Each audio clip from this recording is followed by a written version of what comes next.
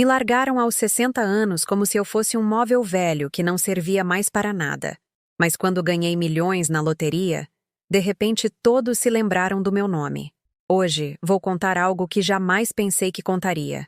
E se você, por um segundo, sentir que isso lhe parece familiar, eu só peço que deixe um like e se inscreva. Isso vai me ajudar a continuar desabafando. Meu nome é Carmen Lúcia Menezes, e durante 60 anos, acreditei que o amor de mãe era algo inquebrável, algo que se fortalecia com o tempo como um bom vinho ou as amizades verdadeiras. Que ingênua eu fui! O amor, descobri, também pode se tornar uma moeda de troca, algo que é negociado quando há dinheiro envolvido. Era uma terça-feira à tarde em São Paulo, no pequeno apartamento da Rua da Mooca, onde eu morava desde que enviuvei, há 15 anos. As persianas estavam semicerradas, deixando entrar aqueles raios de sol dourados que se infiltravam entre os prédios centenários do bairro. O aroma do café com leite que eu acabara de preparar se misturava com o cheiro de desinfetante que sempre havia na minha casa, porque limpar era o meu jeito de manter as mãos ocupadas quando a mente insistia em lembrar de tempos melhores. Eu vestia meu velho roupão de ficar em casa azul marinho, aquele com pequenas flores bordadas que já mostrava o desgaste de anos de uso. Meus chinelos de feltro roçavam suavemente o chão de ladrilhos, enquanto eu me dirigia para a pequena varanda onde tinha meus vasos de gerânios vermelhos. Essas flores eram a minha única companhia constante, as únicas que não me julgavam por envelhecer, por ter rugas ao redor dos olhos, ou porque minhas mãos tremiam levemente ao segurar o regador. Foi então que meu celular tocou, aquele aparelho que meus filhos haviam me dado no ano passado, com a condição de que eu aprendesse a usá-lo para não incomodá-los tanto. O nome do meu filho mais velho, Marcelo, apareceu na tela e meu coração acelerou como sempre que um deles me ligava. Era tão raro que o fizessem sem querer algo em troca. "Mãe", disse a voz dele do outro lado da linha, fria como o mármore das lápides do cemitério onde o pai descansava. "Precisamos conversar." Eu larguei o regador no chão imediatamente, meu corpo inteiro em alerta. Quando Marcelo usava aquele tom, algo ruim estava por vir. Sempre foi assim, desde pequeno. Ele era um homem de 42 anos que trabalhava no setor financeiro, que gerenciava investimentos milionários para os outros, mas que parecia sempre contar cada centavo que gastava com a própria mãe. "O que houve, filho? Está tudo bem com as crianças?" "As crianças estão ótimas. É sobre você que precisamos conversar." Aquele nós me gelou o sangue.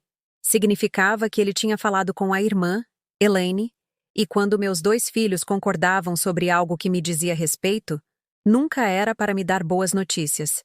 "Marcelo, o que aconteceu?" Houve uma pausa longa, tão longa que por um momento pensei que a ligação tinha caído. Depois, como quem lê um comunicado de imprensa, meu filho pronunciou as palavras que partiriam meu mundo em 2. "Mãe, Elaine e eu conversamos. Você já tem 60 anos. Já viveu a sua vida. Está na hora de nos deixar viver a nossa." As palavras me atingiram como socos no estômago. Sentei-me no sofá de veludo gasto onde havia visto meus filhos crescerem, onde tinha costurado as fantasias deles para a escola, onde tinha chorado suas primeiras decepções amorosas e celebrado seus feitos acadêmicos. "O que você quer dizer com isso, Marcelo?" "Quero dizer que você precisa entender que não é mais a prioridade nas nossas vidas. Temos nossas famílias, nossos empregos, nossos projetos. Não podemos ficar por conta de cada pequeno drama seu." Minha voz saiu como um sussurro quebrado. "Drama? Que drama? Eu nunca peço nada a vocês." "Exatamente. Sempre choramingando por atenção, por carinho, querendo que a gente vá visitar, que leve os netos. Você não entende que você é um estorvo, mãe? Um estorvo?" Essa palavra se cravou no meu peito como um punhal enferrujado. Eu, que havia dedicado meus melhores anos criando-os, que havia trabalhado como costureira até tarde para pagar a faculdade, que pulei refeições para que eles tivessem o melhor. Eu era um estorvo. Eu só queria ver as crianças de vez em quando. "Marcelo, eu não estou pedindo dinheiro nem que me sustentem. É justamente isso O dia inteiro com o mesmo assunto. Os netos, a família, o domingo. Mãe, o mundo mudou. As avós não ficam mais por aí esperando visita o tempo todo. Ao fundo pude ouvir a voz de Elaine, minha filha mais nova, aquela economista bem-sucedida que morava em um apartamento de luxo no Itaim Bibi e que havia herdado a frieza calculista do falecido pai para os números, mas também para os sentimentos. Marcelo, diz para ela que ninguém mais tem tempo para os dramas dela, que não estamos mais nos anos 90. Meu filho nem se incomodou em afastar o telefone. Queria que eu ouvisse cada palavra do desprezo da minha própria filha. Mãe, você ouviu a Elaine? Não estamos mais nos anos 90. As mães de hoje sabem viver sozinhas, têm suas próprias vidas. Procure um hobby, se matricule num curso para idosos, mas pare de esperar por nós. As lágrimas começaram a rolar pelas minhas bochechas enrugadas, mas minha voz se manteve firme. Um hobby para idosos? Mas vocês são a minha vida, Marcelo. São a única coisa que me resta depois que seu pai morreu. E aí é que está o problema, mãe. O pai morreu há 15 anos. 15. Você não acha que já está na hora de fazer a sua própria vida? Elaine e eu não podemos carregar a sua solidão para sempre. Carregar, como se eu fosse um saco de batatas, um peso morto, uma obrigação incômoda que precisava ser suportada por compromisso familiar. Filho, eu não peço que vocês carreguem nada. Eu só queria continuar sendo a mãe de vocês. E você é. Mas ser mãe não significa que tenhamos que viver por conta de você. Ser mãe significa saber a hora de dar um passo para trás. Um passo para trás. Para onde? Eu me perguntava. Para o nada. Para o esquecimento.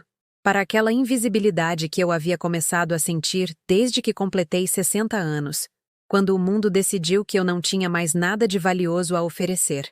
A conversa continuou por mais alguns minutos, mas meus ouvidos haviam parado de processar as palavras. Eu só ouvia o ruído de fundo da minha própria irrelevância. O som surdo de uma vida que havia se tornado desnecessária para as pessoas que eu mais amava no mundo. Quando desliguei o telefone, fiquei sentada naquele sofá por horas, vendo como a luz do entardecer se desvanecia lentamente pela janela. Os gerânios da varanda pareciam zombar de mim com sua vitalidade, com sua capacidade de florescer, mesmo quando ninguém os cuidava com esmero especial. Naquela noite, pela primeira vez em 60 anos, Carmen Lúcia Menezes se perguntou se realmente havia vivido toda a sua vida ou se simplesmente havia existido para a conveniência dos outros. Ela não sabia que em 3 dias, um simples bilhete de loteria com os números 7, 14, 23, 31, 42, 49 mudaria não apenas sua fortuna, mas a própria definição do que significava ser valorizada por aqueles que ela acreditava amá-la incondicionalmente. Mas essa revelação ainda estava por vir. Por enquanto, ela só tinha o silêncio de um apartamento pequeno demais para conter tanto abandono, e o eco das palavras dos seus filhos ressoando em cada canto como uma sentença de morte emocional. Você é um estorvo, mãe. Um estorvo. Os dias que se seguiram àquela ligação se arrastaram como caracóis feridos. São Paulo continuava com seu ritmo acelerado do lado de fora da minha janela, mas dentro do meu pequeno apartamento, o tempo parecia ter parado numa dimensão onde só existia o eco das palavras dos meus filhos. Eu me levantava todas as manhãs com a esperança absurda de que tudo tivesse sido um pesadelo, que Marcelo ligaria para pedir desculpas, que Elaine apareceria com as crianças como nos velhos tempos, mas meu telefone permanecia tão silencioso quanto um túmulo. Comecei a revisar meus álbuns de fotos, aquelas pastas de couro gastas onde eu havia guardado cada momento importante de nossas vidas. Ali estava Marcelo com 5 anos me abraçando depois da sua primeira peça de teatro no Colégio Santa Cruz. Seus olhos brilhavam de emoção enquanto ele me dizia: Mãe, você viu como eu atuei? Ali estava Elaine com 8 anos sentada no meu colo enquanto eu a ensinava a fazer ponto cruz. Suas mãozinhas desajeitadas tentando seguir meus movimentos precisos. Em que momento eu tinha deixado de ser o refúgio deles para me tornar o fardo? Eu me lembrava com uma clareza dolorosa de todos os sacrifícios que havia feito por eles. Quando o pai de Marcelo foi embora durante a adolescência dele, eu trabalhei em turnos duplos na fábrica de tecidos no Brás para manter a casa. Meus dedos se deformaram levemente por anos de costura à máquina e minhas costas estalavam a cada manhã em protesto pelas noites que passei curvada sobre tecidos intermináveis. Mas nunca reclamei. Nunca disse a eles que estava cansada. Nunca os fiz sentir que eram um fardo. Quando Elaine quis estudar economia na FGV, eu vendi as joias da minha mãe, aquelas pequenas peças de ouro que havia herdado e que pensava deixar como patrimônio da família. Educação é a melhor herança que eu posso te dar. Eu disse a ela enquanto contava as notas que haviam me dado na loja de penhores. Elaine chorou naquele dia, prometendo que um dia me devolveria tudo, com juros. Esses juros nunca chegaram, nem emocionais, nem financeiros. Marcelo precisou de um aval para o primeiro apartamento quando se casou com Renata. Eu dei minha própria casa como garantia, arriscando o único patrimônio que eu tinha. É só temporário, mãe, ele me garantiu. Em 2 anos já teremos capital suficiente para você retirar o aval. 5 anos depois, ele havia renovado a hipoteca e ampliado o empréstimo para comprar um carro de luxo. Mas minha casa continuava como garantia. Quando perguntei sobre isso, ele disse que as coisas haviam mudado no mercado financeiro e que era mais conveniente manter as condições atuais. Conveniente para ele, é claro. Durante esses dias de silêncio, comecei a fazer cálculos mentais. Ao longo dos anos, eu havia gastado minhas economias em presentes de aniversário caros para meus netos, em jantares de família onde eu pagava a conta porque era a avó, em viagens de fim de semana à praia onde eu cobria as despesas de hospedagem para que toda a família pudesse ficar junta. Quanto dinheiro eu havia investido em comprar momentos de felicidade que agora descobria serem apenas transações comerciais disfarçadas de amor? Na quarta-feira à tarde, enquanto organizava meus papéis na pequena escrivaninha onde eu fazia as contas da casa, encontrei um caderno que tinha esquecido completamente. Era de cor verde escura, com as pontas dobradas pelo uso, e continha todas as quantias que eu havia emprestado aos meus filhos ao longo dos anos. Meu falecido marido, Antônio, havia me ensinado a registrar tudo, até mesmo os empréstimos familiares. O dinheiro emprestado na família é fácil de esquecer. Ele me dizia enquanto anotava meticulosamente cada movimento nas nossas finanças. Mas os números não mentem, Carmen. Nunca mentem. Abri o caderno com as mãos trêmulas e comecei a ler. Março de 2018. R15.000. 00PARIAMARCELUPIARADESPESASMENINCADEVULVEDUS. JULGUDE 2019. R15.000 para Marcelo para despesas e dicas de Renata, nunca devolvidos. Julho de 2019. R$ 20.000 para Elaine investir em um fundo de alto rendimento, nunca devolvidos. Dezembro de 2020, R12. 00PIRAMIRCELOPIRADESPESASNUNCADEVOLVIDOS STBRILDE 2021 R12ML 00 para Marcelo para despesas de Natalexcepcionais, nunca devolvidos, abril de 2021. R$ 20.000 para Elaine para uma oportunidade de negócio única. Nunca devolvidos. Setembro de 2022. R$ 9.000 para Marcelo para reparos urgentes em casa. Nunca devolvidos. A lista continuava página após página. No total, segundo meus cálculos, eu havia emprestado R$ 120.000 nos últimos 5 anos.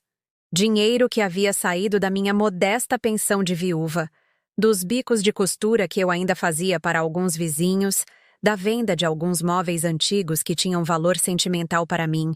Nunca me devolveram 1 centavo, e o que era pior, nunca mais haviam mencionado essas dívidas, como se o dinheiro tivesse sido engolido por um buraco negro de conveniência seletiva. Naquela noite, liguei para Marcelo. Eu precisava saber se ele pelo menos se lembrava de todas aquelas vezes em que havia recorrido a mim quando o próprio capital não era suficiente para as despesas dele. Mãe, o que houve agora? Ele respondeu com o tom de quem está sendo interrompido em algo mais importante. Marcelo, filho, eu estava revisando meus papéis. E papéis? Que papéis? Mãe, por favor, não me diga que você está de novo com suas coisas esquisitas de organizar documentos velhos. Não são coisas esquisitas, Marcelo. São os empréstimos que te fiz nestes anos. Você se lembra? Houve uma pausa, depois uma risada seca que me gelou o sangue. Empréstimos, mãe. Aquilo não era empréstimo. Era dinheiro de mãe para filho. Mães não cobram juros dos filhos. Não, não estou falando de juros, Marcelo. Estou falando de devolução. Eram empréstimos. Você mesmo os chamou assim. Mãe, francamente, não me lembro de ter dito que ia te devolver nada. E mesmo que tivesse dito, as coisas mudam. Tenho uma família para sustentar, uma hipoteca para pagar. Não posso ficar pensando em dinheiro que considerei um presente. Presente. Ele havia transformado meus sacrifícios em presentes retroativos. Havia reescrito a história para absolver a própria consciência. Marcelo, esse dinheiro era a minha reserva para emergências. Eu vivo com um salário mínimo de pensão. E você vive bem com isso, mãe. Tem seu apartamento quitado, não tem grandes despesas. Elaine e eu temos responsabilidades reais, famílias que dependem de nós.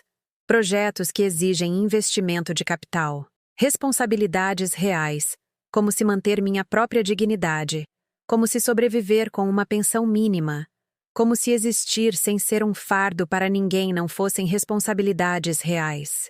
Além disso, continuou Marcelo com aquela frieza que havia aperfeiçoado em seus anos como consultor financeiro.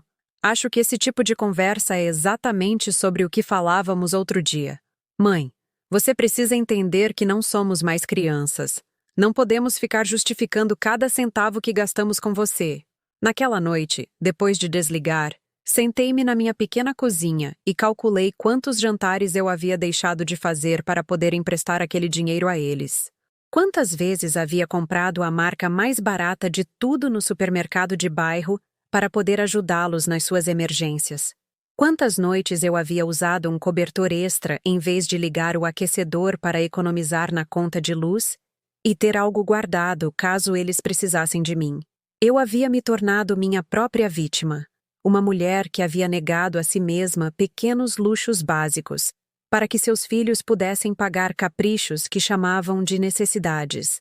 Na sexta-feira de manhã, enquanto tomava meu café com leite em frente à janela, observei uma vizinha passeando com a neta.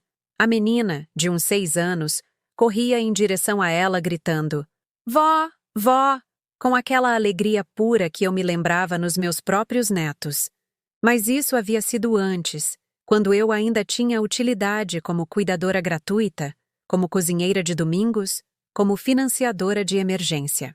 Agora que eu não tinha mais nada a oferecer, exceto amor incondicional, havia descoberto que o amor incondicional não tinha valor de mercado na economia familiar dos meus filhos.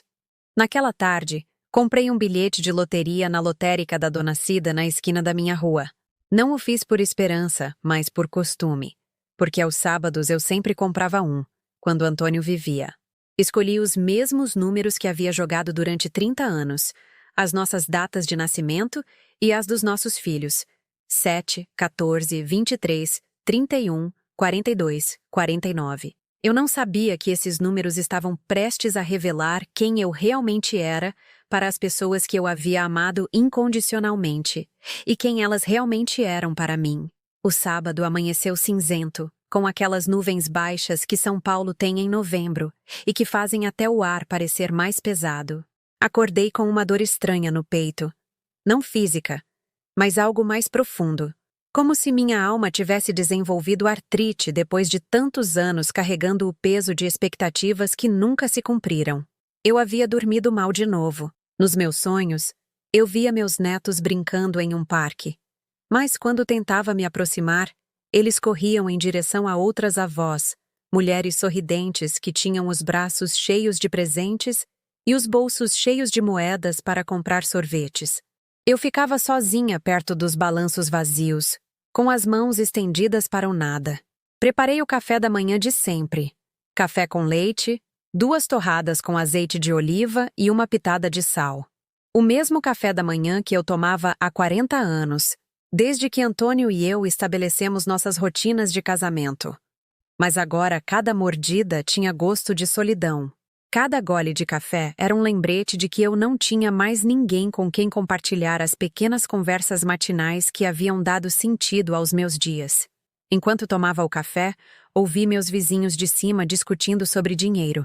Ele gritava algo sobre investimentos fracassados, e ela respondia com lágrimas na voz sobre hipotecas atrasadas. Era estranho como a falta de dinheiro podia destruir o amor, mas também como a presença do dinheiro podia revelá-lo como falso. Meus próprios filhos nunca haviam discutido dinheiro comigo quando precisavam. Eles simplesmente apareciam com suas emergências perfeitamente construídas, com suas explicações financeiras que soavam tão técnicas que eu me sentia ignorante por questioná-las. Marcelo, especialmente, havia aperfeiçoado a arte de fazer seus pedidos soarem como oportunidades de investimento, que eu teria a sorte de poder aproveitar. Mãe, me ofereceram para participar de um fundo de capital privado com rendimentos garantidos de 15% ao ano, ele me disse da última vez. Se você me emprestar R25.000, 00AGURA, IMUMANUEUTIDIVOLVOR 25.000, agora, Emumano eu te devolvo R$ 28.750 UEL. É praticamente dinheiro dado. Eu, que havia trabalhado a vida inteira com máquinas de costura e agulhas, não entendia nada de fundos nem de capital privado, mas confiava no meu filho, na sua formação universitária, nos seus ternos caros e no seu vocabulário financeiro que me fazia sentir como uma caipira numa reunião de banqueiros. Nunca vi nem os R25.000, 00, o RIGINAIS, NIMUSR 25.000, 0 originais, Nemos R$ 3.750 de supostos rendimentos. Naquela manhã, enquanto lavava a louça do café, lembrei-me de uma conversa que tive com minha mãe anos antes de ela morrer. Estávamos sentadas na cozinha dela, aquela cozinha antiga com azulejos azuis, onde eu havia aprendido a fazer croquetes e onde ela tinha me ensinado as primeiras lições sobre a vida. Carmen, ela me disse com aquela sabedoria cansada de quem havia vivido demais. Tome cuidado para não confundir amor com costume. Às vezes, as pessoas se acostumam tanto a que lhes demos que esquecem de agradecer. E depois, esquecem de valorizar. E no final, esquecem de amar. Eu havia pensado que minha mãe era muito pessimista, que o amor materno era diferente, que era mais forte do que as fraquezas humanas. Como eu estava errada. Decidi sair para caminhar. O ar fresco me ajudaria a clarear a mente e eu precisava comprar algumas coisas no mercado da Muca.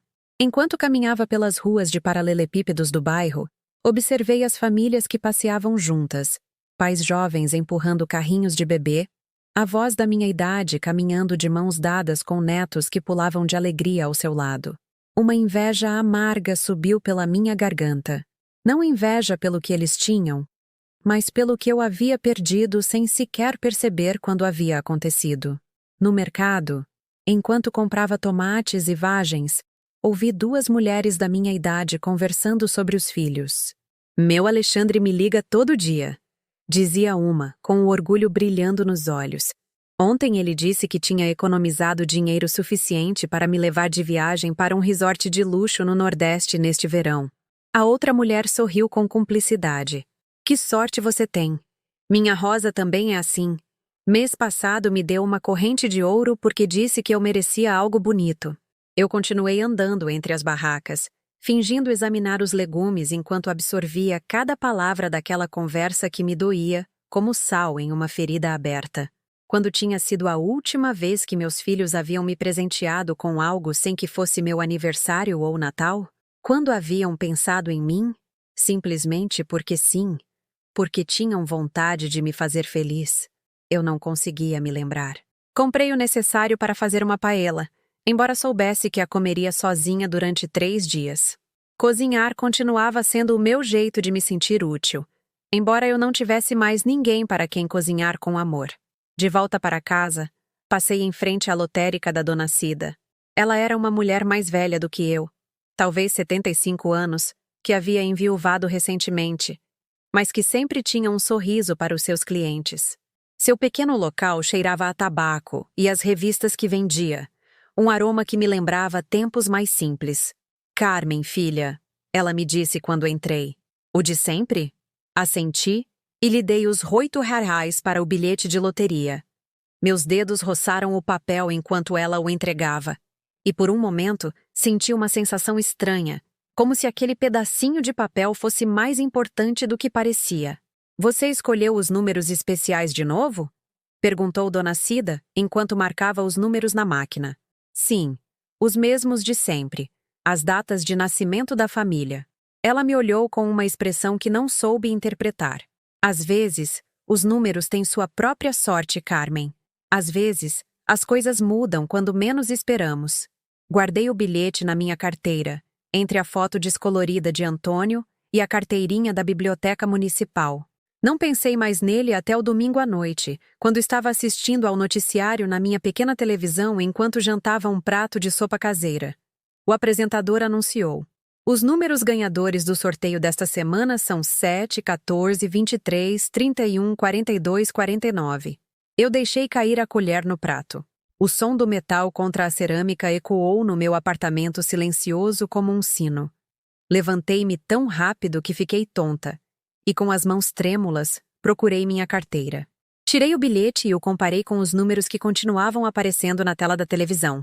7, 14, 23, 31, 42, 49. Exatamente os mesmos. Sentei-me no sofá com o bilhete nas mãos e, pela primeira vez em semanas, um sorriso se formou no meu rosto. Não era um sorriso de alegria. Ainda não. Era um sorriso estranho, misterioso, como o de alguém que acaba de descobrir que tem um as escondido na manga. 23 milhões de reais. O apresentador continuou falando sobre o prêmio, sobre o sortudo ganhador que ainda não havia se apresentado para reclamar sua fortuna. Mas eu já não escutava. Minha mente estava ocupada imaginando algo muito diferente. Imaginava as caras de Marcelo e Elaine quando soubessem. Imaginava seus telefonemas desesperados, suas visitas repentinas, suas desculpas elaboradas para explicar por que haviam sido tão cruéis comigo. Imaginava seus apelos, suas promessas de mudar, suas tentativas de recuperar o amor que haviam desperdiçado. Mas, sobretudo, imaginava a minha própria resposta. Pela primeira vez em 60 anos, Carmen Lúcia Menezes tinha algo que seus filhos queriam mais do que sua ausência. Dinheiro. Muito dinheiro. E pela primeira vez na minha vida, eu ia decidir exatamente o que fazer com algo que me pertencia completamente. O jogo estava prestes a mudar, e desta vez as regras seriam escritas por mim. Passei a noite toda acordada com o bilhete de loteria sobre a mesinha de cabeceira, como se fosse uma relíquia sagrada que poderia desaparecer se eu parasse de vigiá-la. Cada vez que fechava os olhos, os números 7, 14, 23, 31, 42, 49 apareciam gravados nas minhas pálpebras como uma revelação divina. 23 milhões de reais. Era uma cifra tão grande que minha mente não conseguia processá-la completamente. Durante toda a minha vida, eu havia contado dinheiro em notas de R$20 e R$20 e R$50. Havia calculado despesas em centavos. Havia vivido com a constante preocupação de que minha pensão não fosse suficiente para chegar ao fim do mês. Agora, de repente, eu tinha mais dinheiro do que poderia gastar em 100 vidas. Mas o mais estranho era que a alegria que eu esperava sentir não vinha. Em seu lugar, havia uma sensação fria e calculista que eu não reconhecia em mim mesma. Era como se o prêmio tivesse despertado uma Carmen diferente, uma mulher que havia estado adormecida durante 60 anos e que agora abria os olhos com uma clareza terrível. Na segunda-feira de manhã, liguei para o banco para verificar se o bilhete era autêntico e perguntar sobre os procedimentos para reclamar o prêmio. A funcionária que me atendeu, uma moça jovem, me felicitou com tanto entusiasmo que tive que afastar o telefone do ouvido. Senhora Menezes, que sorte incrível! Já pensou no que vai fazer com tanto dinheiro? Não lhe disse que eu já tinha tudo muito claro. Na terça-feira, enquanto eu tramitava os papéis nas agências da Loteria da Caixa, me encontrei observando os funcionários que me atendiam. Todos me tratavam com uma deferência que eu nunca havia experimentado antes. Sorrisos mais amplos. Precisa de mais alguma coisa, senhora Menezes? Permita-me ajudá-la com essa cadeira. Quer um café enquanto esperamos? Era fascinante e repulsivo ao mesmo tempo. Eu continuava sendo a mesma mulher que havia sido no domingo de manhã, mas agora que tinham conhecimento da minha nova riqueza, de repente eu havia me tornado visível, importante, digna de respeito. Era assim que meus próprios filhos me viam, como alguém cujo valor dependia unicamente do que pudesse lhes oferecer. Na quarta-feira à tarde, enquanto organizava os documentos do prêmio na minha mesa de cozinha, o telefone tocou. Mãe, como você está? A voz de Marcelo soava diferente, mais quente, mais atenta, como se ele tivesse se lembrado subitamente que tinha uma mãe. Estou bem, filho, e você?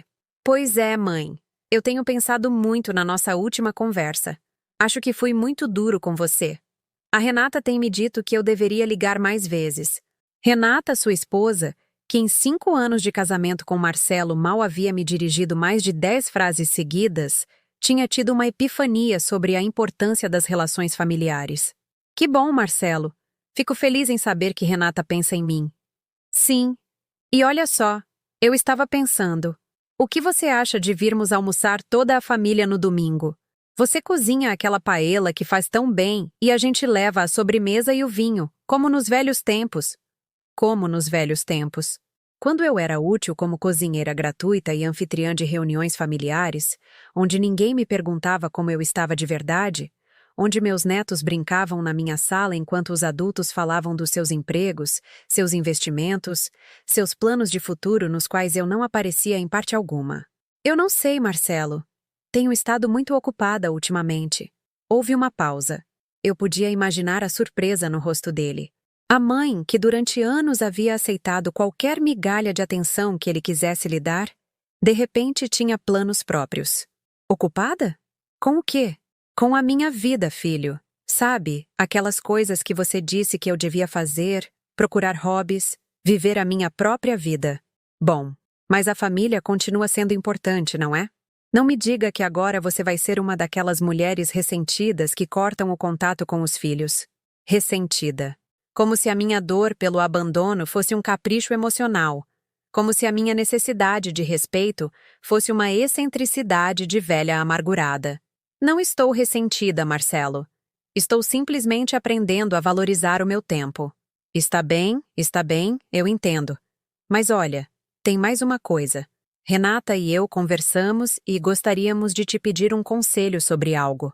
Poderíamos passar aí amanhã à tarde. Conselho.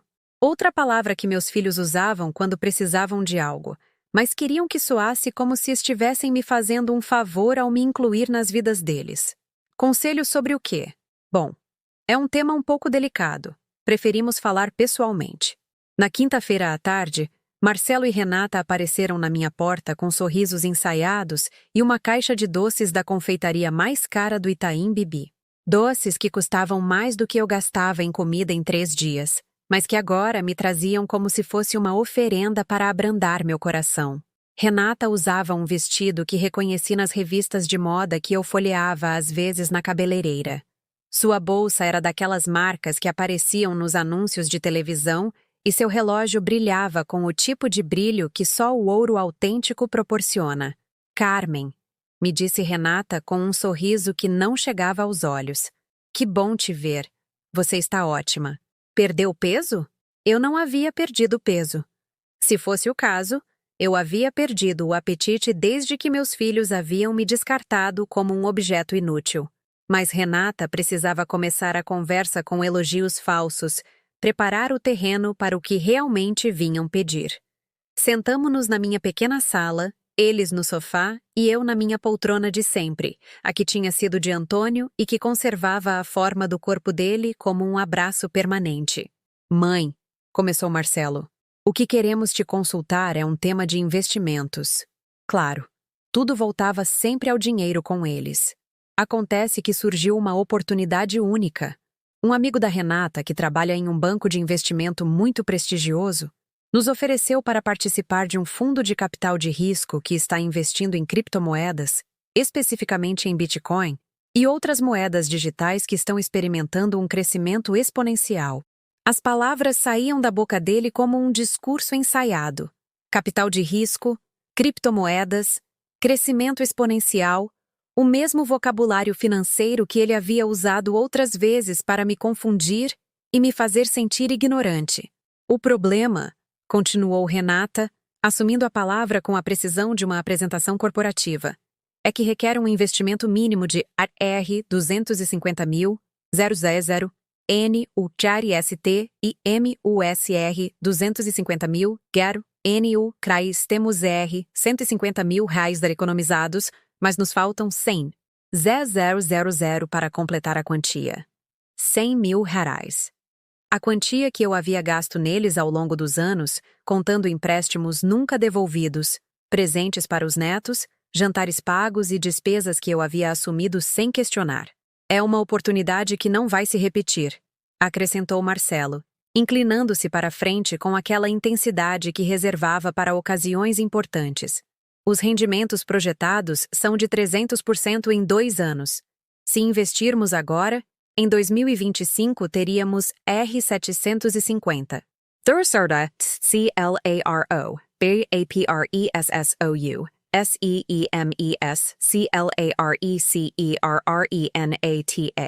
SERIASO,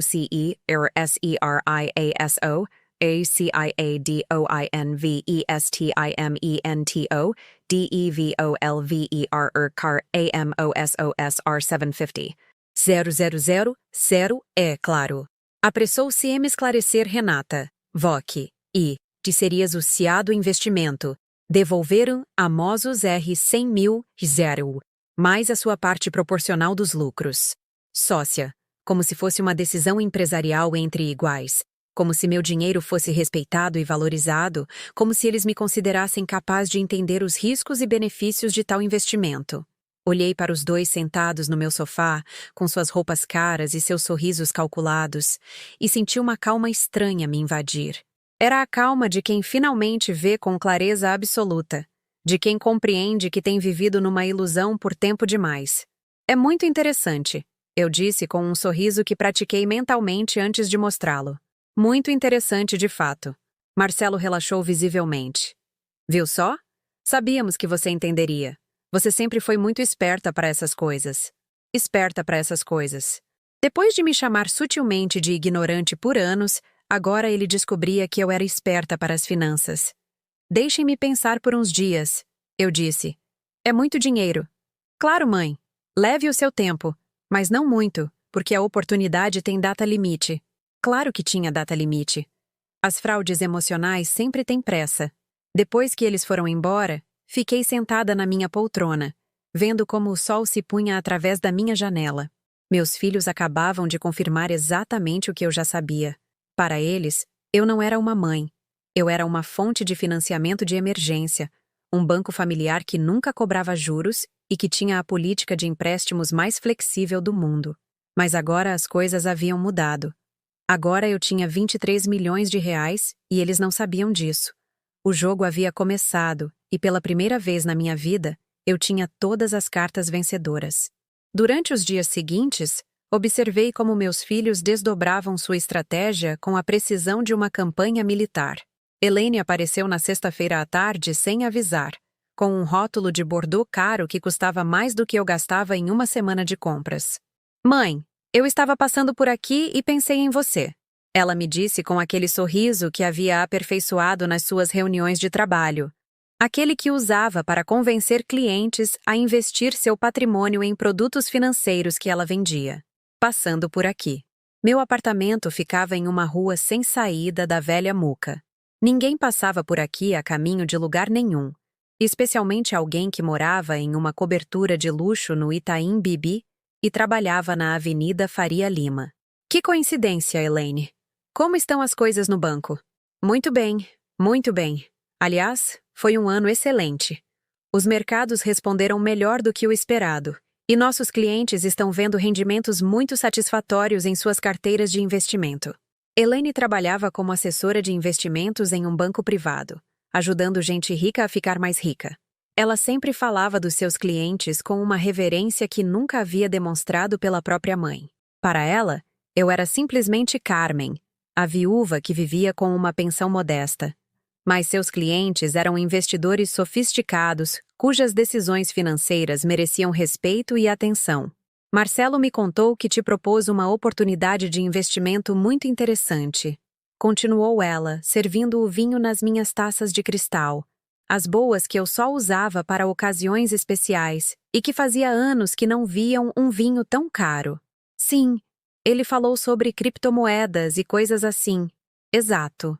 Olha, mãe, eu sei que a sua geração tem dificuldade em entender esses novos instrumentos financeiros, mas acredite quando eu digo que o futuro do dinheiro está nas moedas digitais.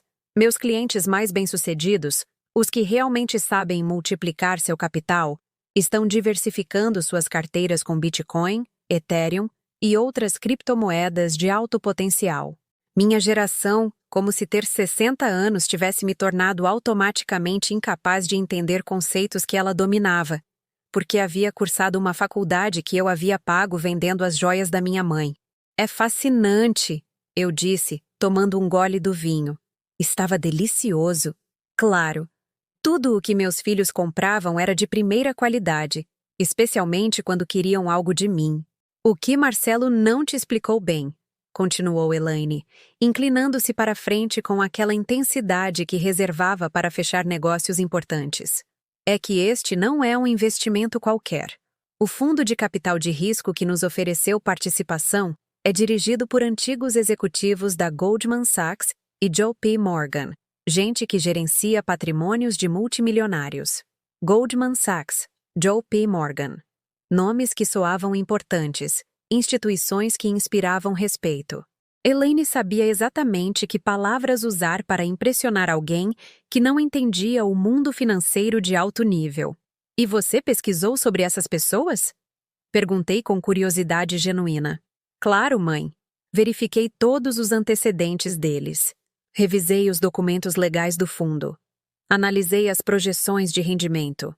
Está tudo em ordem.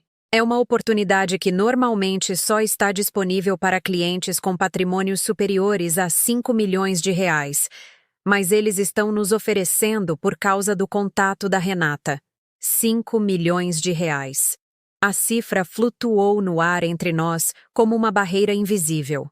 Elaine estava me dizendo, sem dizer diretamente, que eu não pertencia ao mundo das pessoas que normalmente tinham acesso a essas oportunidades, que era um favor, uma exceção, uma porta entreaberta para o mundo exclusivo dos verdadeiramente ricos. Parece muito tentador, eu disse, mas 100 mil reais são todas as minhas economias. Mãe, olhe por este lado. Se você não fizer nada com suas economias, em 2 anos continuará tendo a mesma quantia, mas ela terá perdido valor devido à inflação. Por outro lado, se você investir conosco, em 2 anos poderá ter 300 mil reais. É dinheiro que você poderia usar para viajar, para se dar pequenos luxos, para ter a aposentadoria que você merece. A aposentadoria que eu merecia. Como se a minha aposentadoria atual, vivendo modestamente com minha pensão e os pequenos bicos de costura que eu ainda fazia, fosse inadequada, triste, algo que precisava ser melhorado. Além disso, acrescentou ela com um sorriso que pretendia ser carinhoso, mas que não alcançava seus olhos. Marcelo e eu temos conversado muito sobre você ultimamente. Percebemos que temos sido muito absorvidos pelas nossas próprias vidas, muito focados no trabalho e na família. Queremos que você saiba que isso vai mudar. Isso vai mudar. Que conveniente que eles tivessem tido essa revelação exatamente quando precisavam de 100 mil reais da minha conta bancária. Queremos te incluir mais nas nossas vidas, continuou Elaine. As crianças sempre perguntam por você, sabia? A Laura me disse outro dia, mãe, por que a gente não vê mais a vovó? E eu percebi que ela tinha razão. Você foi uma mãe maravilhosa e agora queremos ser filhos melhores. Laura, minha neta de 8 anos, que segundo Elaine, sentia minha falta e perguntava por mim. A mesma Laura que na última vez que a vi, há 3 meses, passou a visita inteira grudada no tablet sem sequer levantar a cabeça para falar comigo. Mas agora, magicamente, ela havia se tornado uma neta nostálgica que ansiava por passar tempo com a avó. Fico muito feliz em ouvir isso, Elaine. E olha só, Para te provar que estamos falando sério, Marcelo e eu decidimos que quando recuperarmos o investimento queremos te levar para viajar. Pensamos em uma semana em um resort de luxo no Nordeste. Tudo pago, claro. É o mínimo que podemos fazer depois de todos os anos em que você trabalhou tanto por nós. Uma viagem para um resort como prêmio por lhes emprestar dinheiro que nunca me devolveriam para um investimento que provavelmente não existia, gerenciado por pessoas que talvez fossem tão reais quanto os rendimentos de 300% que prometiam. Mas a parte mais triste não era a fraude em si. A parte mais triste era perceber que meus próprios filhos pensavam que eu era tão ingênua, tão desesperada pelo carinho deles, tão carente da atenção deles, que aceitaria qualquer promessa, por mais absurda que fosse, só para me sentir incluída nas suas vidas. É uma proposta muito generosa, eu disse finalmente. Elaine sorriu com alívio. Então você vai participar? Deixa-me pensar durante o fim de semana. É uma decisão importante. Claro que sim, mãe. Mas lembre-se que a segunda-feira é o último dia para confirmar a participação. Depois disso, o fundo se fecha e teremos que esperar pelo próximo trimestre. A segunda-feira. Sempre havia pressa quando se tratava de separar as pessoas do seu dinheiro. As oportunidades reais podiam esperar, podiam ser analisadas, consultadas. As fraudes precisavam de urgência, pressão. A sensação de que, se você não agisse imediatamente, perderia algo valioso para sempre. Depois que Elaine foi embora, sentei-me na minha cozinha com uma xícara de camomila e refleti sobre a conversa. Meus filhos haviam aperfeiçoado a técnica deles ao longo dos anos. Sabiam exatamente em quais botões emocionais apertar.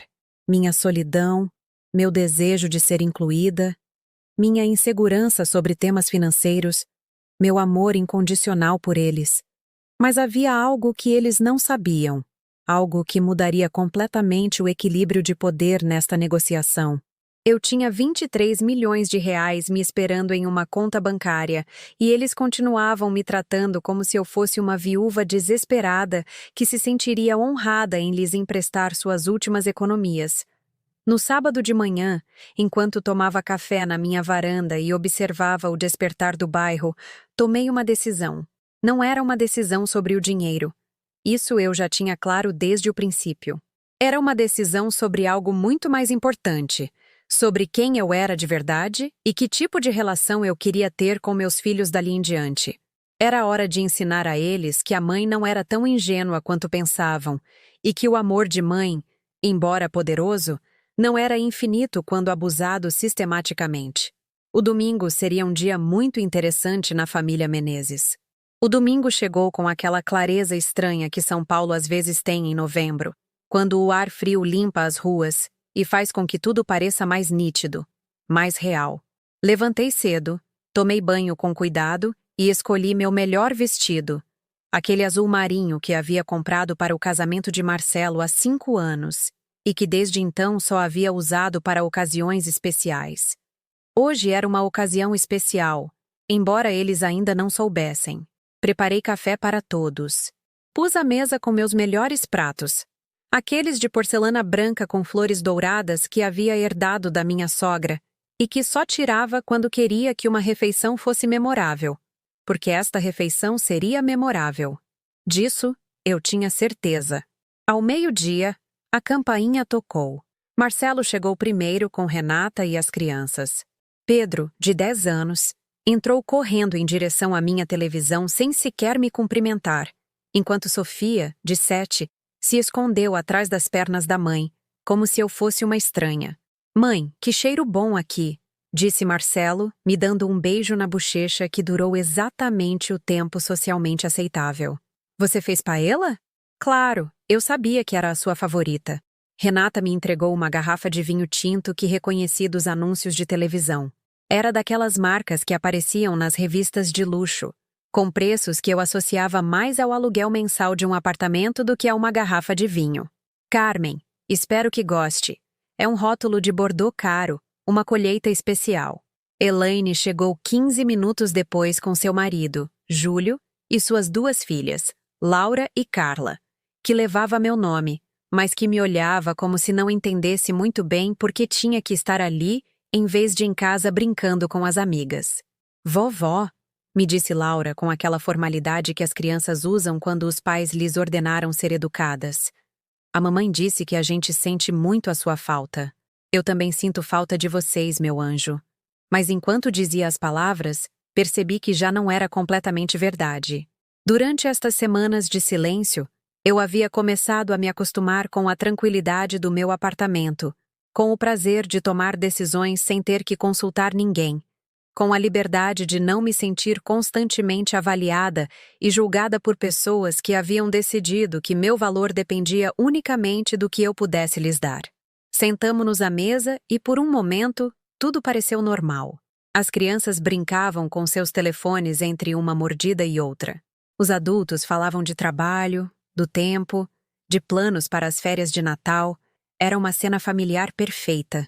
O tipo de domingo que eu havia sonhado durante todas aquelas semanas de solidão, mas por baixo da conversa casual eu podia sentir a tensão. Marcelo e Elaine trocavam olhares esperando o momento adequado para abordar o tema que realmente os havia trazido ali. Renata sorria demais e Júlio parecia desconfortável, como se soubesse que estava participando de algo que não gostava totalmente, mas que não tinha coragem de questionar. Foi depois da sobremesa que Marcelo finalmente lançou a isca. Mãe, você pensou no que conversamos sobre o investimento? Sim, eu tenho pensado muito. Elaine se inclinou para a frente com aquela expressão que eu havia visto 1000 vezes quando era pequena e queria algo especial para o seu aniversário. Bom, é uma decisão muito importante. R$ 100.000 são todas as minhas economias. Nós sabemos, mãe, e é precisamente por isso que queremos garantir que seja um bom investimento, disse Marcelo com aquela voz que usava quando queria soar paternal e protetor. Nós não te pediríamos isso se não estivéssemos completamente certos de que você vai ganhar dinheiro.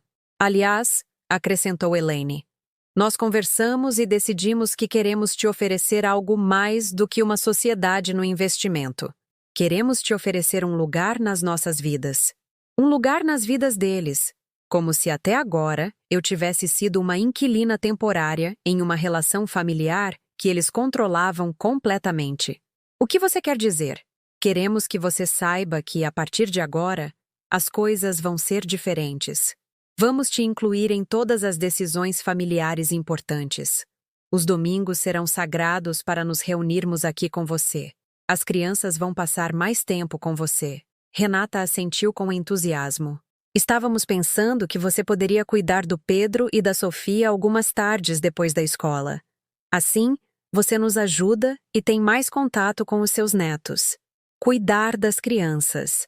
Depois de me chamar de estorvo, depois de me dizer que eu já havia vivido minha vida, agora eles queriam me transformar em uma babá gratuita em troca de lhes emprestar minhas últimas economias. Parece maravilhoso, eu disse. E pude ver como todos relaxaram visivelmente. Mas eu tenho uma pergunta. Este investimento em criptomoedas é completamente seguro? Mãe, em investimentos nunca há garantias de 100%. Explicou Elaine com aquela paciência exagerada que usava com seus clientes menos sofisticados. Mas esta é uma das oportunidades mais sólidas que vi nos meus 10 anos trabalhando no setor financeiro. Os rendimentos projetados são conservadores comparados com o que algumas criptomoedas alcançaram nos últimos anos. E se eu perder o dinheiro? Marcelo e Elaine se entreolharam e eu vi uma sombra de irritação cruzar os rostos de ambos. Mãe, você não vai perder o dinheiro, disse Marcelo com firmeza. Mas se, por alguma razão extraordinária, algo der errado, nós nos responsabilizamos. Nós te devolvemos os R$ 100.000 dos nossos próprios recursos. De verdade. Somos uma família. Uma família. Que fácil era usar essa palavra quando precisavam de algo de mim. Levantei-me da mesa e fui em direção ao meu quarto. Vou buscar os documentos da minha conta bancária para vermos exatamente quanto eu tenho disponível. Eu os ouvi sussurrar entre eles enquanto eu estava no quarto. Fragmentos de conversa que chegavam até mim como confissões involuntárias. Ela está mais receptiva do que eu pensava. Só temos até amanhã. Depois disso vai ser mais fácil. Voltei para a sala com uma pasta nas mãos e sentei-me na minha poltrona. em frente a todos eles, que me observavam do sofá, como se eu fosse a protagonista de um espetáculo que eles estavam esperando para ver. Eu tenho pensado muito no que vocês me disseram. Comecei, abrindo a pasta lentamente. Sobre sermos uma família, sobre me incluir nas vidas de vocês, sobre este investimento que vai mudar tudo. Mãe, nós sabíamos que você entenderia, disse Elaine com um sorriso de triunfo. E eu cheguei a uma conclusão. Tirei o primeiro documento da pasta. Não era meu extrato bancário. Era uma cópia do contrato que havia assinado na loteria da Caixa.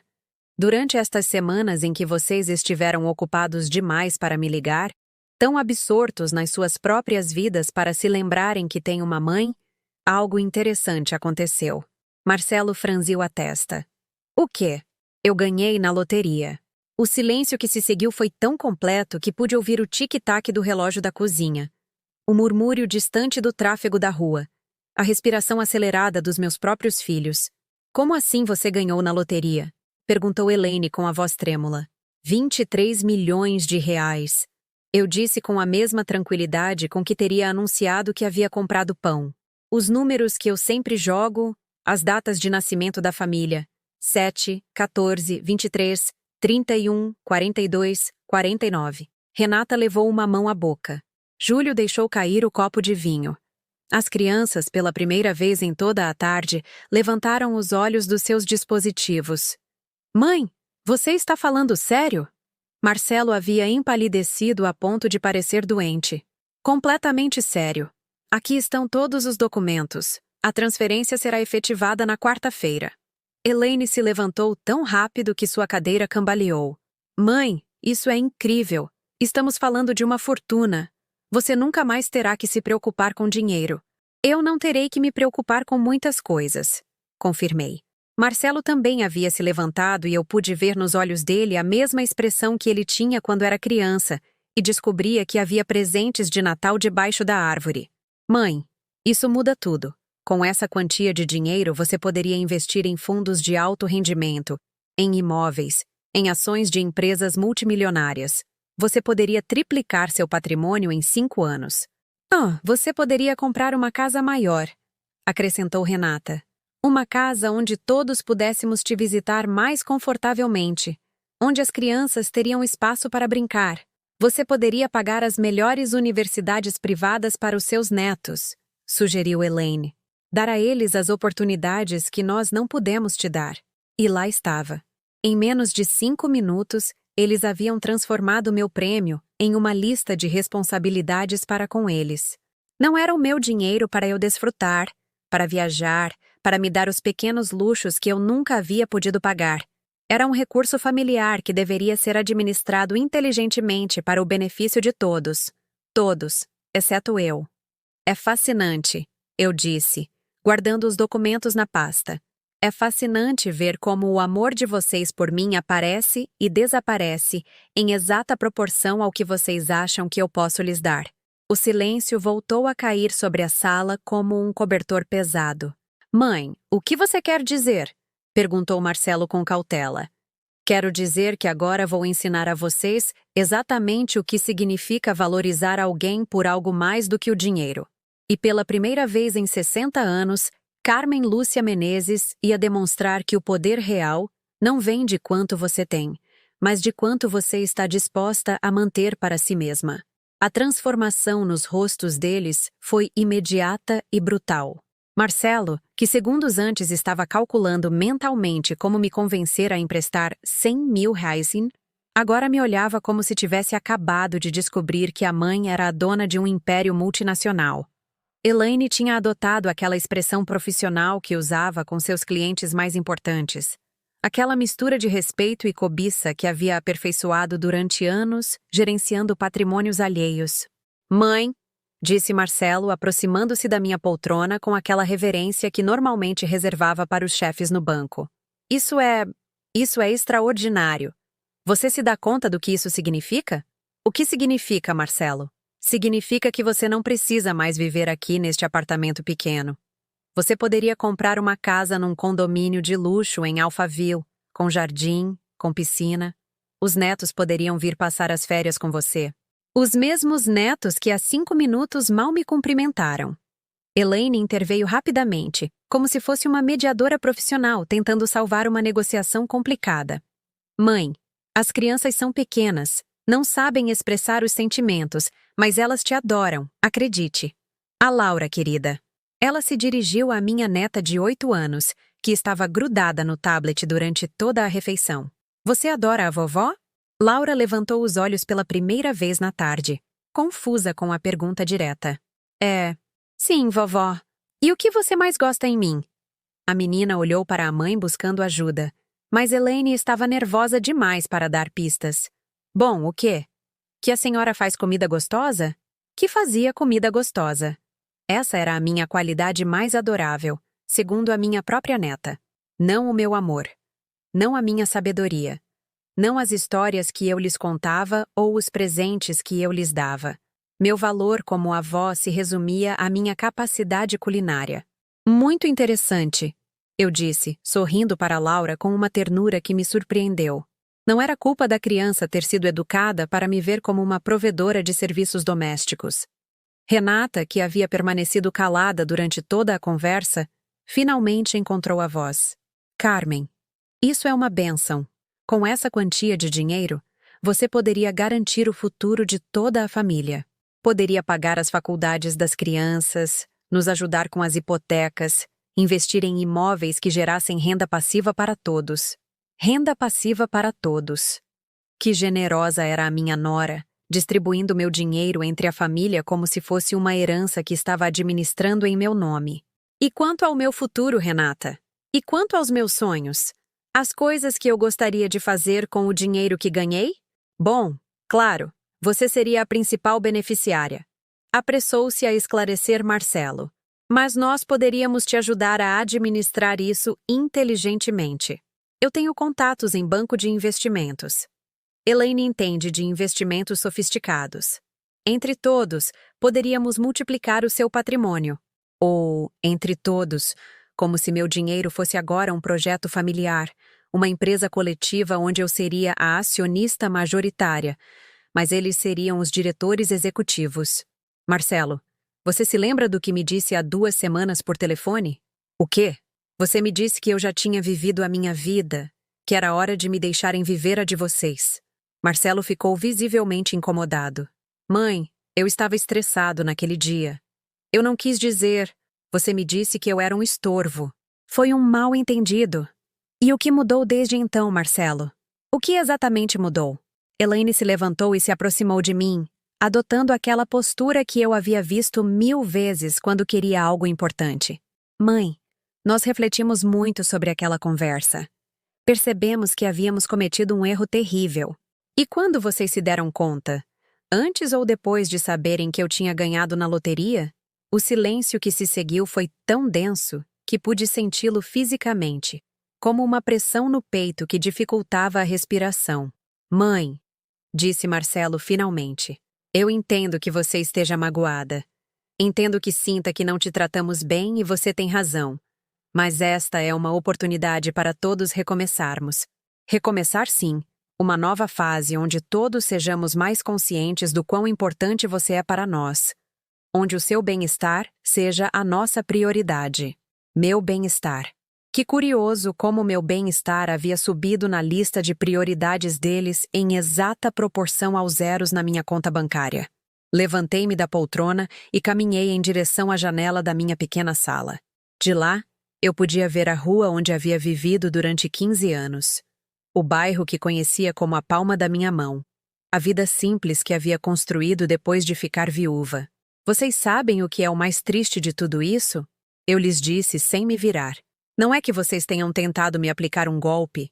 Não é que tenham mentido sobre um investimento que provavelmente não existe.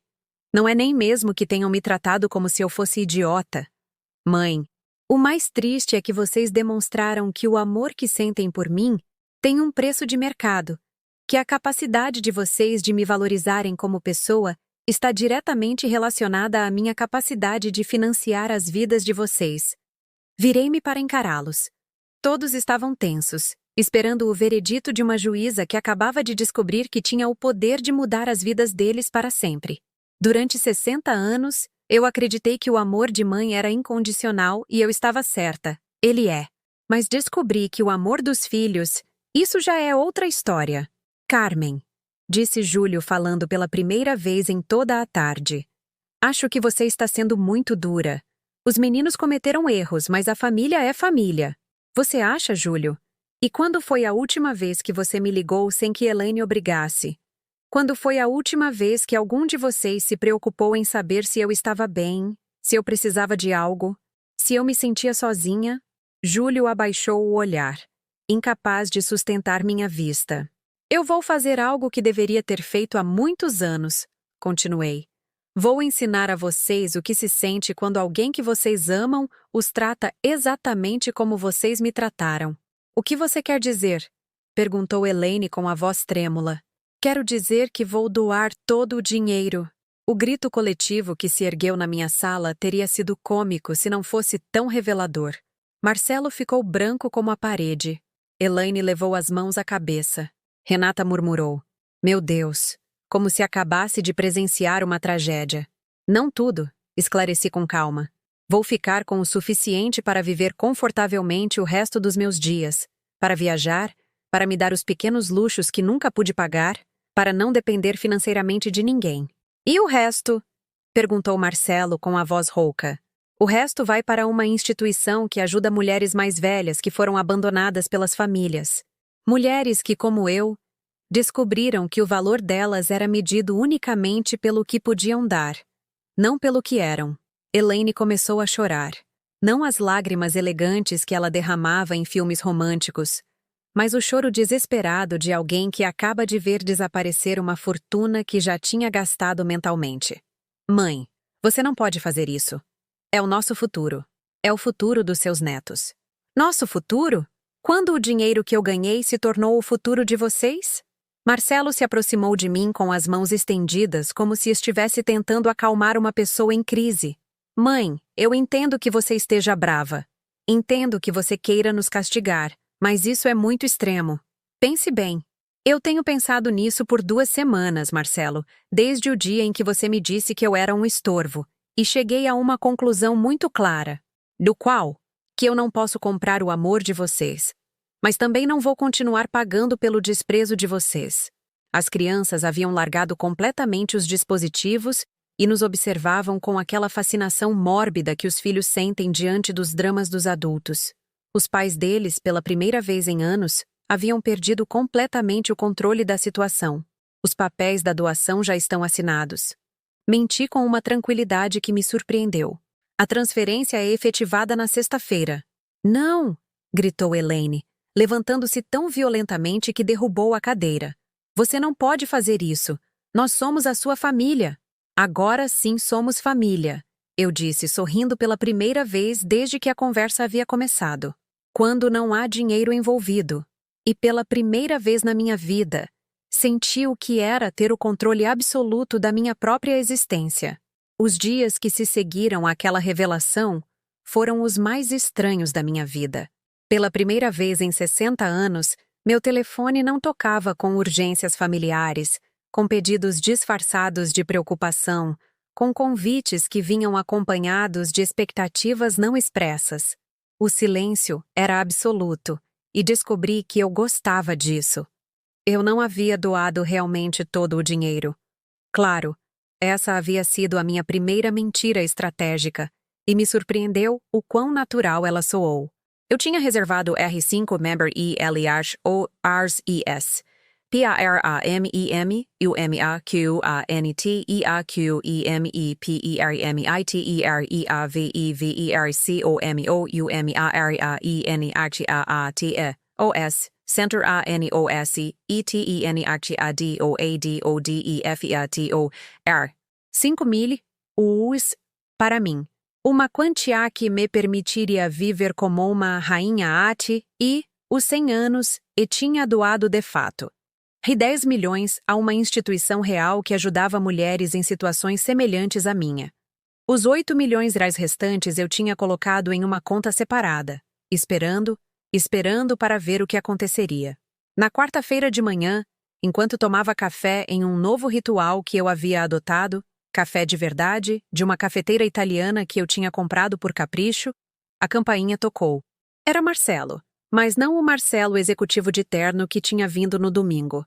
Este Marcelo tinha olheiras, roupa amassada e aquela expressão de derrota que só aparece quando alguém se dá conta de que perdeu algo importante para sempre.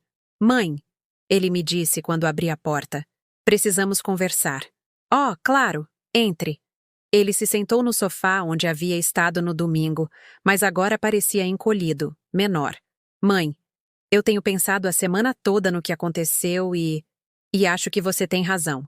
Essas 4 palavras flutuaram no ar entre nós como uma confissão que havia demorado 42 anos para chegar. Em que eu tenho razão, Marcelo? Em tudo. Em que te tratamos mal, em que só lembrávamos de você quando precisávamos de algo, em que... A voz dele falhou ligeiramente. Em que fomos os piores filhos do mundo. Eu esperei. Depois de décadas sendo interrompida, de ter minhas palavras consideradas menos importantes do que as urgências dos outros, eu havia aprendido o poder do silêncio. Não dormi a semana toda, continuou ele.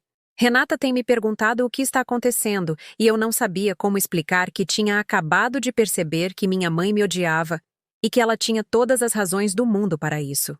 Eu não te odeio, Marcelo. Deveria? Eu me odeio. Era estranho ver meu filho mais velho, aquele homem que gerenciava milhões de reais alheios com absoluta confiança, chorando no meu sofá como o menino assustado que havia sido quando o pai nos abandonou. Você sabe o que mais me dói? Ele me perguntou entre lágrimas. Não é o dinheiro, mãe.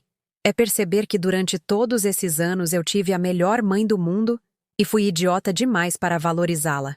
Marcelo, não. Deixa eu falar. Deixa eu dizer as coisas que eu deveria ter dito há anos. Ele limpou os olhos com as costas da mão, como fazia quando tinha 8 anos. Você se lembra quando o pai foi embora? E eu pensei que íamos acabar na rua. Você trabalhava naquela fábrica até tarde. Chegava em casa com os dedos inchados de tanto costurar e, mesmo assim, me ajudava com os deveres. E quando eu quis cursar a faculdade mais cara de São Paulo, você vendeu as joias da vovó sem reclamar de nada. Era o que eu tinha que fazer. Não, não era o que você tinha que fazer. Era o que você escolheu fazer porque nos amava mais do que merecíamos. Ele se levantou e começou a andar pela minha pequena sala como um animal enjaulado. E como eu te paguei? Me tornando o tipo de homem que só liga para a mãe quando precisa de dinheiro. Marcelo, sente-se. Não consigo sentar. Não consigo ficar parado sabendo que perdi minha mãe por ser um miserável ganancioso. Ele parou em frente à minha janela, olhando para a rua onde havia brincado quando criança. Onde havia aprendido a andar de bicicleta enquanto eu corria atrás dele gritando para ter cuidado. Você sabe o que eu disse para Renata ontem à noite? Eu disse que se tivesse que escolher entre os 23 milhões e ter minha mãe de volta, eu escolheria minha mãe sem pensar 2 vezes. E o que ela te disse? Marcelo riu com amargura. Ela me disse que eu estava sendo dramático, que afinal, você era velha e que tinha poucos anos pela frente. Enfim, disse ele, como se meus anos restantes fossem um desconto de liquidação em uma loja, algo que precisava ser esgotado rapidamente antes que perdesse todo o seu valor. Naquela noite, eu soube que havia me casado com uma mulher que era exatamente igual ao homem que eu tinha me tornado, e eu tive nojo de mim mesmo. Na quinta-feira, Elaine veio. Ao contrário de Marcelo, ela veio preparada para a guerra. Trouxe documentos, impressões de artigos sobre fundos de pensão, estatísticas sobre longevidade e cuidados geriátricos. Mãe, eu tenho pesquisado. Ela me disse sem rodeios, espalhando papéis sobre minha mesa de cozinha como se fosse uma apresentação de negócios. Uma mulher da sua idade tem uma expectativa de vida de aproximadamente mais 20 anos. Com uma pensão modesta e os gastos com assistência médica que inevitavelmente surgirão, você precisa de pelo menos R, 10 MSMI LHU, IS, PARAMAN, TIRUMNU, VILD, EVIDADECENTE, MAEDEIXAEUTIRMINAR. IUC, ALCULEIQUECOMUMADOAC GARCE AUSOTE. R 10.000 ou MUES, para manter o véu de vida decente ou MA ou E, deixa eu terminar.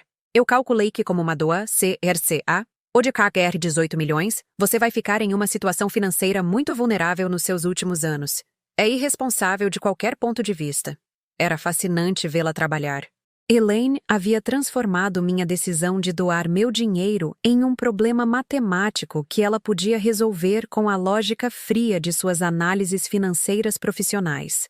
Além disso, continuou ela, eu consultei advogados especializados em direito de família. Uma doação dessa magnitude feita sob pressão emocional pode ser impugnada legalmente se for comprovado que você não estava em plena faculdade mental quando a decidiu. Você está me ameaçando de me declarar incapaz mentalmente? Estou te oferecendo alternativas racionais a uma decisão emocional. Eu a olhei por um longo momento, para esta filha que eu havia criado com tanto amor, que eu havia educado para ser independente e forte, e que agora estava usando essa força para me manipular da maneira mais sofisticada possível. Elaine, você sabe qual é a diferença entre você e Marcelo? Qual? Ele veio ontem pedir desculpas. Você veio encontrar uma maneira legal de me tirar o controle do meu próprio dinheiro. Eu vim te proteger de uma decisão que você vai se arrepender.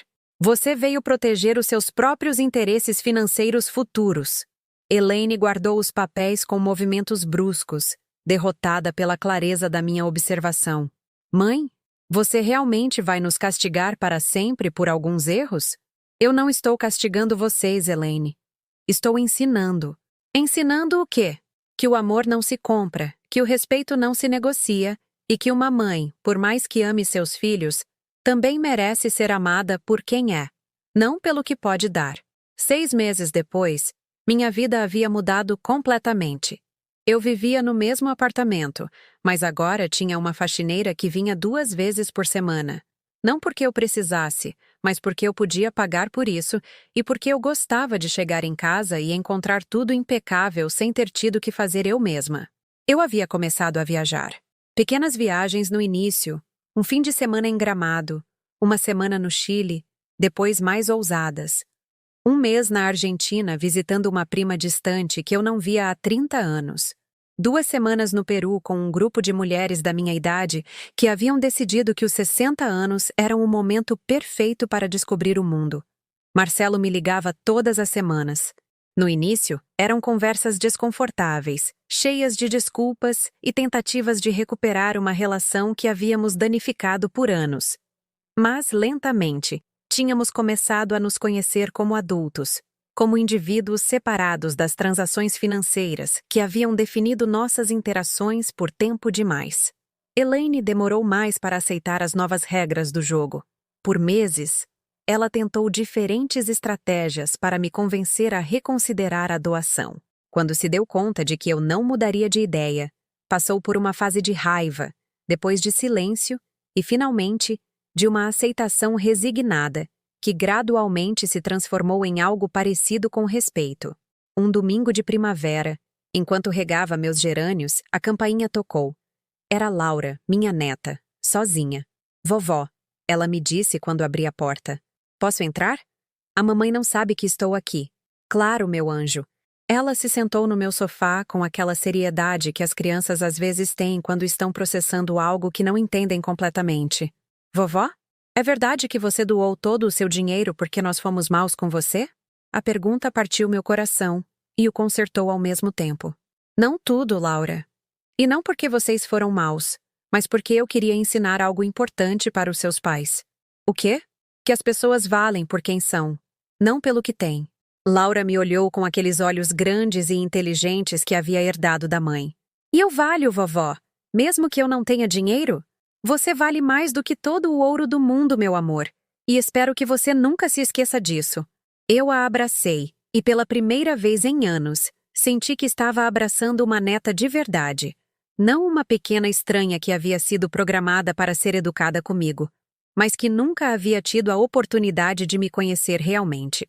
Esta noite, enquanto jantava um omelete que eu havia preparado sem pressa, refleti sobre tudo o que havia acontecido. Eu havia perdido uma fortuna, mas havia ganhado algo muito mais valioso. Minha própria dignidade. Eu havia aprendido que, às vezes, para ensinar o amor, primeiro é preciso ensinar os limites dele.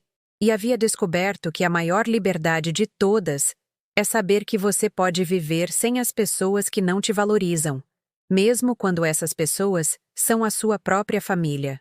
Meu telefone tocou. Era Marcelo. Mãe, o que você está fazendo? Jantando tranquila na minha casa. E você? Pensando em você. Você precisa de algo? Sim, ele me disse. E pela primeira vez em anos, a voz dele soava completamente sincera. Preciso saber se amanhã posso passar para te ver. Só para passar um tempo com você. Sem segundas intenções. Eu sorri, olhando pela janela as luzes de São Paulo que piscavam como estrelas terrestres. Claro, filho. Você sempre é bem-vindo. E dessa vez, quando desliguei o telefone, eu soube que era verdade. Você já viveu algo parecido? Conhece alguém que tenha sido valorizado só pelo que podia dar e não por quem era? Me conte nos comentários. Se esta história tocou seu coração, dê um like e se inscreva no canal. Talvez estas palavras cheguem a alguém que precise ouvir que nunca é tarde demais para recuperar a sua própria dignidade. Não importa a idade que você tenha.